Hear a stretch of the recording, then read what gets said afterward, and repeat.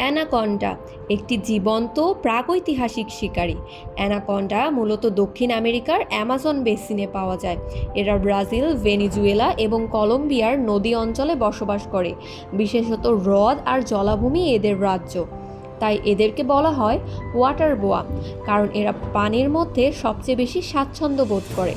এদের শরীর এতটাই ভারী যে এদের স্থলাভূমিতে চলতে খুবই অসুবিধা হয়। চোখ আর নাক মাথার ওপরের দিকে থাকে এবং পুরো শরীর পানির নিচে রেখে এরা শিকারকে নজর রাখতে পারে। বিজ্ঞানীরা বলে অ্যানাকন্ডা তাদের জীবনের বেশিরভাগ সময় পানির মধ্যেই কাটায়। এটাই তাদের শিকারের সবচেয়ে বড় সুবিধা। অ্যানাকন্ডা পৃথিবীর সবচেয়ে ভারী সাপ, বিশেষ করে গ্রিন অ্যানাকন্ডা এদের বড় প্রজাতি। এদের দৈর্ঘ্য প্রায় 200 ফুট এবং ওজন 200 কেজিরও বেশি। এদের শরীর এতটাই শক্তিশালী যে একবার চড়িয়ে ধরলে শিকার পালানোর কোনো সুযোগই পায় না। তাদের মাংসপেশি এত শক্ত যে বিজ্ঞানীরা একে লিভিং মাসল মেশিন বলে থাকে। অ্যানাকন্ডা কিন্তু কোনো বিষ ব্যবহার করে না, তারা ব্যবহার করে তাদের নিখুঁত পরিকল্পনা আর শক্তি। এরা এমন এক প্রিডেটর যারা লুকিয়ে থাকে এবং হঠাৎ আক্রমণ করে। যখন কোনো প্রাণী পানি খেতে আসে 1 সেকেন্ডের মধ্যে তারা আক্রমণ চালায়, তারপর শরীর দিয়ে পেঁচিয়ে ধরে। প্রতিবার শিকার যখন শ্বাস নিতে যায় তখন আরও চাপ বাড়ায়। এভাবে শিকার ধীরে ধীরে শ্বাস নিতে না পেরে মারা যায়। তারপর এরা পুরো শরীরটাকে গিলে ফেলে।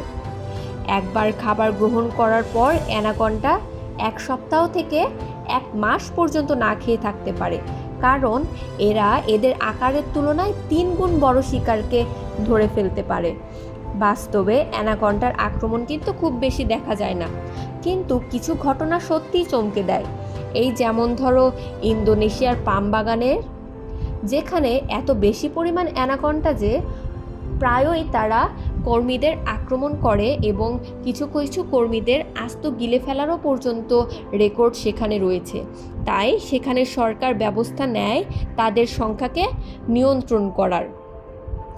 যদিও মানুষের ওপর এদের আক্রমণ বিরল নয়, কিন্তু বিজ্ঞানীরা বলেন বড় আকারে অ্যানাকন্ডা চাইলে মানুষের মৃত্যু ডেকে আনতে পারে।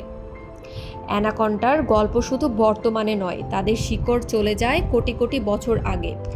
বিজ্ঞানীরা আবিষ্কার করেন টাইটানোবোয়া।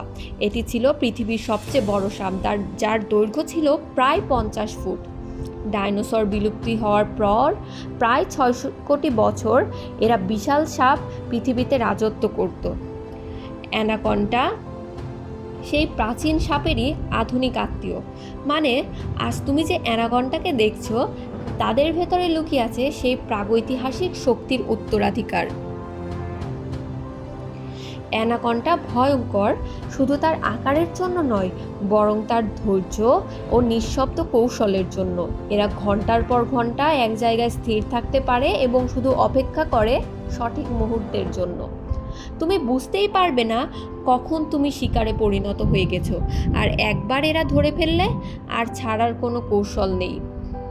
তাই যদি তুমি কখনো জঙ্গলের পাশে দাঁড়াও বা পানির ওপরে ভেসে থাকা চোখ দেখতে পাও, তবে তুমি সেখান থেকে আর নড়াচড়া করার চেষ্টা করবে না, কেননা নড়াচড়া করলেই তারা বুঝতে পারে যে শিকার সেখানে উপস্থিত। তখন মনে রেখো, এটা শুধু কিন্তু একটি প্রাণী নয়, এটা হতে পারে একটি প্রাগৈতিহাসিক শিকারী যারা বহুদিন ধরে অপেক্ষা করছে সঠিক সময় এবং সুযোগের, এবং তুমি হয়তো তার শিকারে পরিণত হতে পারো। ভিডিওটি ভালো লাগলে অবশ্যই চ্যানেলটি সাবস্ক্রাইব করো।